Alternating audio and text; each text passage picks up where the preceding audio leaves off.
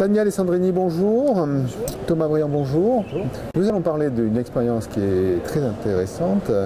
Vous êtes parti d'un web documentaire, d'un projet de web documentaire, et vous êtes aperçu au fur et à mesure de votre projet que ça transformait le climat scolaire dans votre établissement. Alors qui commence dans l'histoire? Tania, Oui, honneur aux dames. Je vais commencer parce que ça a été fait avec un groupe classe. Donc moi je suis enseignante spécialisée, j'ai des élèves en SECPA. Donc ce sont des élèves quand même qui sont en difficulté scolaire, souvent dans des stratégies d'évitement, j'ai des élèves décrocheurs. Donc quand Canopé nous a proposé le concours Raconte ta ville et le format web documentaire, on s'est posé la question avec Thomas, avec qui on avait l'habitude de travailler, est-ce qu'on essaye avec ce groupe classe-là, sachant que la thématique du développement durable entrait dans le programme des 5e, et est-ce que le fait de travailler sur un projet innovant qui utilise le numérique, ça permettrait aux élèves d'être plus dans l'engagement actif, de s'investir, etc. Donc on a choisi de faire ce projet avec ce groupe classe-là, et très vite, quand le format a été proposé, les élèves ont adhéré parce que ça a fait référence à des choses que Thomas a découvert chez eux. Donc Thomas est prof doc, j'ai oublié de le dire au début, et donc lui c'est l'homme ressource quelque part. Oui, c'est ça. Voilà. Peu, ouais. Et vous êtes en classe avec vos élèves et vous les amenez au... Alors il y a eu plusieurs phases. Allez-y. Justement, c'est qu'au départ, ça a peut-être commencé en classe pour tout ce qui est recherche, comme c'était du programme scolaire sur le développement durable, et que le fait d'avoir construit ce web documentaire nous a interrogés sur les espaces. Et petit à petit, de la classe et CDI, il y a eu plusieurs combinaisons en fonction du moment, puisque c'est de la pédagogie de projet. Il y a des moments où on laisse le projet de côté et des fois on y est quasiment toute la semaine. Alors, en fait, on s'était fixé déjà de 1 heure par semaine fixe, CDI, rendez-vous avec les élèves. Donc les élèves avaient déjà bien visualisé que le vendredi à 9h, ils étaient au CDI. Et on a commencé à présenter le projet avec la trame, le logiciel, donc Clint. Et Thomas s'est très vite rendu compte que c'était quelque chose qui leur parlait parce que ça ressemblait beaucoup aux jeux vidéo qu'ils utilisent. Et donc très vite, d'ailleurs, ils ont choisi ce format. En fait, je pense que ça les a engagés un peu plus parce que déjà, le fait de passer par la vidéo, je pense que c'est une génération entre YouTube et Internet. C'est plus une génération d'images qu'autre chose, y compris pour la recherche d'informations d'ailleurs. Et comme le web documentaire, il faut solliciter l'interactivité de la ressource, ils ont eu tout de suite, malgré un scénario déjà écrit, le fait d'avoir ce cadre qui est Clint, ça a ouvert des possibilités créatives qu'on n'avait pas imaginées. Et donc on est passé de la scénarisation d'un documentaire à une scénarisation par le jeu vidéo. Ils ont pensé à faire des missions, des niveaux, un gentil, un méchant, un malade, sur ce thème. Alors Tania, vous expliquez que vous étiez enseignante en SECPA. Vous êtes partie sur ce projet avec une classe relativement difficile, ce que vous expliquez. Des grandes difficultés de communication entre eux, d'attention, de mise au travail. Et en fait, très vite, le format leur a plu. Et on a très vite identifié aussi ceux, par exemple, qui voulaient être filmés ou pas. Donc ça, c'était important. Ceux qui avaient des compétences déjà, fait un peu du vidéo, de la YouTube, etc. Et on a réussi très vite ensuite à que chacun trouve sa place dans le web documentaire et se positionne. Moi, j'aime travailler la photo, moi je suis bon en dessin, moi je veux bien parler devant les autres. Et à ce moment-là, très vite, le travail s'est organisé en atelier. Et très spontanément, on a changé de posture parce qu'il y a des moments où ils avaient besoin d'être filmés, donc ils partaient avec Thomas dans des lieux pour pouvoir justement filmer. Des moments où c'était la période d'écriture, donc moi je me regroupais avec ce groupe, ces personnes-là en classe pour travailler. Et le fait que chacun ait pu être valorisé à des moments a fait qu'ils ont été beaucoup plus investis, et surtout entre eux, quand il y avait des difficultés entre un groupe ou l'autre, chacun se positionnant sur une autre activité, le climat a vraiment très rapidement changé dans la classe et ils se sont très vite investis.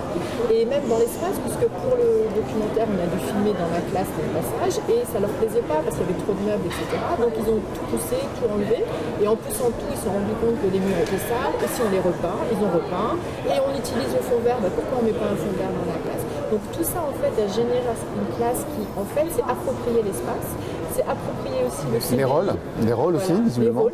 Et donc vous êtes mis en retrait plus ou moins, c'est ça? Tout à fait, parce que moi par exemple en vidéo, je ne sais pas faire un montage vidéo du tout, et les élèves maintenant le savent, et même certains de nos élèves sont devenus experts dans certaines compétences, comme le montage montage vidéo et on a pu les utiliser dans d'autres moments comme le marathon. Ça les a aussi valorisés à l'extérieur de la classe, puisque la SECPA dans le collège peut parfois être mal vue par les autres élèves. Et donc là, on a emmené des élèves, par exemple, sur le marathon presse qui faisaient partie de la classe de Tania. On a mélangé tous les élèves parce qu'ils étaient experts dans un domaine technique qu'ils ont développé pendant ce projet de web documentaire. On a été les chercher sur des projets globaux à l'établissement. Donc on part d'une classe difficile, avec des jeunes qui ont du mal à se positionner, on part du webdoc, chacun prend son rôle, vous apercevez en fait qu'ils prennent le leadership plus ou moins du projet, et donc vous en tant qu'enseignant ou prof doc, vous dites comment je me positionne, donc du coup ça vous fait réfléchir sur votre rôle. Alors il y a des moments où il y a le fameux lâcher prise, mais on fait de la remédiation aussi, puisqu'on ne peut pas tout faire techniquement, et on a un programme à suivre sur le développement durable. On avait un thème qui permettait de cadrer aussi les savoirs et les compétences. Donc c'est plutôt un aller-retour entre le lâcher prise et le frontal, où on explique en début de séance, Tania va expliquer ce qu'il faut faire aujourd'hui. Formaliser peut-être les rôles, formaliser ce qu'on a fait, où on va. Où on en est, etc. Et en fait, il y avait, alors plus que de frontal, il y avait plus des moments de contrôle. Parce qu'il y avait des moments, effectivement, on avait la carte, on l'avait aussi mise sur papier avec des petits post-it, etc. Des cartes mentales. Voilà, qu'est-ce qu'on fait, où on en est, qui fait la partie, voilà. Et en fait, c'est plus du contrôle parce qu'à un moment, il fallait remettre où vous en êtes, pour que les autres soient au courant. Et à un moment plus après, quand même beaucoup plus souvent dans l'accompagnement, mais avec des moments vraiment où moi j'étais plus dans le contrôle parce qu'il fallait reparler de la scénarisation, puis il y a des moments où c'était plus technique, donc là moi je me mettais en retrait. C'est ça, parce qu'il y avait quand même un produit finir à faire dans un temps donné, donc à un moment donné le lâcher prise s'efface un peu sur le contrôle, sur les dates, sur toi fais ci, toi fais ça. Bien sûr, on s'inscrit quand même dans un calendrier scolaire. Donc le projet est fini aujourd'hui. Il y a eu un bilan qui a été fait avec les élèves. Oui. Le retour sur ce qu'ils ont appris, est-ce que vous avez analysé ce qu'ils ont analysé? J'imagine que ça leur a plu. Alors en fait, déjà au départ, on avait listé toutes les compétences que pour les apprentissages étaient nécessaires. Et donc de voir ensuite, on a essayé de faire que la difficulté qu'on a eue, c'est que souvent ceux qui savaient faire quelque chose voulaient faire que ça. Et nous, l'objectif, c'était que tout le monde arrive à un moment aussi à accepter d'être tutoré sur une activité où il arrivait moins. Mais comme il y avait des échéances à tenir, il y a des moments où on était dans le jus. Et là, voilà, il faut avancer sur cette partie-là. Nicolas, ok, si tu vas avec Lorenzo, vous allez peut-être, Lorenzo, tu veux bien l'aider et vous allez y arriver. Et donc on a essayé de faire que ceux qui étaient aussi pas forcément experts dans une activité s'associent avec un expert pour pouvoir aussi participer. Et donc les compétences qu'on avait listées au départ dans le projet, on les a validées pour chaque élève à des niveaux différents, évidemment. Mais suite à ça aussi, le web documentaire, comme c'est un produit fini, les élèves ont été très fiers, ils l'ont présenté au chef d'établissement, aux collègues, aux parents au moment de la réunion parents-prof. Et c'était vraiment, ils expliquaient en même temps, là on a fait ça, qui avait fait quoi, etc. Et c'était vraiment approprié. Et puis on a quand même des élèves qui arrivent en cours d'année. Et du coup, c'était un peu leur histoire. Ah, regarde ce qu'on a fait. Et du coup, les nouveaux qui arrivaient reconnaissaient un peu, ah, mais toi, t'as fait ça, etc. Donc il y avait déjà une histoire qui s'était créée dans la classe. Et du coup, ils ont changé complètement le regard les uns sur les autres. Et au niveau des relations intrapersonnelles, ils avaient une estime d'eux, une valorisation très différente. Et ça a vraiment joué sur... Parce que c'est ça le problème. C'est souvent les élèves, ils sont en stratégie d'évitement parce qu'ils ont une très mauvaise image d'eux-mêmes et on leur dit c'est pas, vous êtes nuls, vous savez rien faire. Et là, ils étaient valorisés. Et ça a vraiment eu un impact positif. Puis ça a eu un impact pour toi. Parce qu'au CDI, ils venaient jamais. On a eu des cas où ils venaient le soir alors qu'il n'y avait plus personne dans le collège pour finir ce qu'ils avaient à faire sur le web documentaire ou sur autre chose. Il y avait comme une barrière mentale par rapport au CDI, la bibliothèque, le livre, qui s'est complètement transformé grâce à ce projet. Donc l'espace doc, ils ont changé de regard. Et vous, tous les deux, est-ce que vous avez monté en compétence et vous avez découvert des choses qui pouvaient être intéressantes dans votre métier? Alors complètement, parce qu'en fait, on a toujours aimé travailler ensemble parce qu'on s'est rendu compte aussi qu'on avait cette même envie vraiment d'être dans une pédagogie active où l'élève est acteur. Il a été acteur de eux, acteur de l'apprentissage. Voilà, le webdoc il n'est pas parfait, mais c'est leur travail, ils ont tout fait et c'était vraiment important pour tous les deux. Donc déjà on était sur la même longueur.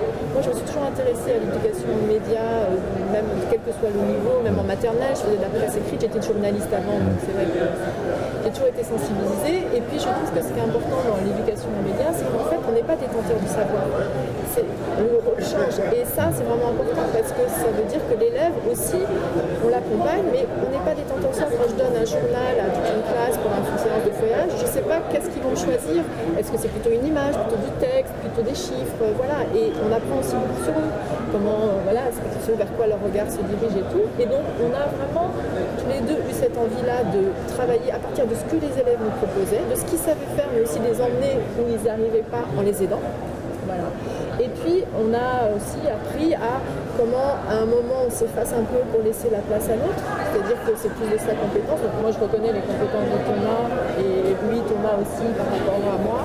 Et donc, à quel moment, c'est Thomas qui doit plutôt être dans le contrôle. Et moi, à ce moment-là, j'accompagne. Et puis, on a quand même passé beaucoup de temps à aussi, fin de séance, on en est où? Qu'est-ce qu'on fait la prochaine fois? Là, on a une urgence, donc il faut qu'au niveau de l'emploi du temps, on voit à quel moment on peut être ensemble au CDI ou ailleurs. Ça n'a pas fonctionné, il faut refaire, parce que c'était mal fait ou mal compris. Des fois, ça a été fait très bien, mais on voyait bien que les élèves, ils n'avaient pas forcément compris ce qu'ils avaient fait. On a refait différemment pour qu'ils intègrent aussi du savoir dans le projet. C'est pas que manipulatoire, c'est pas que du montage et du son. Donc on communique beaucoup. Moi j'ai énormément appris, je ne serais jamais partie sur ça sans Thomas parce qu'au niveau numérique j'avais pas les compétences et en même temps le projet me plaisait. Je pense que Thomas s'en place, c'est compliqué aussi. Voilà. C'est notre façon de faire la recherche d'informations aussi. Ça, j'y tiens par rapport au rôle du professeur documentaliste, utiliser l'image, le prétexte de l'image pour faire de la recherche d'infos, pour aller faire des interviews, pour aller voir les personnes ressources sur notre thème en tout cas. Et du coup je pense qu'ils ont beaucoup appris sur où est-ce qu'on trouve l'information dans les médias. Et puis aussi dans le travail, en fait, je pense que le travail collaboratif comme ça entre enseignants, c'est le futur, c'est-à-dire qu'on ne peut pas tout seul dans sa classe, parce que les espaces sont trop petits, parce qu'on n'a pas tous les mêmes compétences. On a travaillé à plusieurs, des regards croisés, c'est important, et aussi le regard que Thomas avait sur mes élèves, parce que c'était important. Moi, je les connais, en plus j'ai su de la 6e à la 3e, il y a un côté affectif aussi, et donc de voir comment ils se comportaient avec un autre adulte qui n'était pas leur professeur référent, qu'est-ce qu'on fait pour qu'ils travaillent différemment. Donc, ça vraiment... Et puis on continuera à travailler. On a continué cette année, on fait Raconte ta vie 2. Donc cette fois-ci plus sur les métiers, puisqu'en fait ils rentrent dans une période pré-professionnelle, les SACPA, ils ont des ateliers. Donc là on travaille sur les métiers autour de l'environnement durable avec le même format. Et l'année prochaine, Thomas a un formidable projet. Changer un peu de format, on passerait sur la création d'un jeu vidéo complètement, plus juste le scénario, mais même les techniques du jeu vidéo pour retranscrire les informations à propos des métiers. Bon, on verra peut-être ça à Critech 10 alors. Hein. Donc tout ça s'est passé, je rappelle, au Collège de la Marquisane. Et je remercie Tania et Thomas. Merci.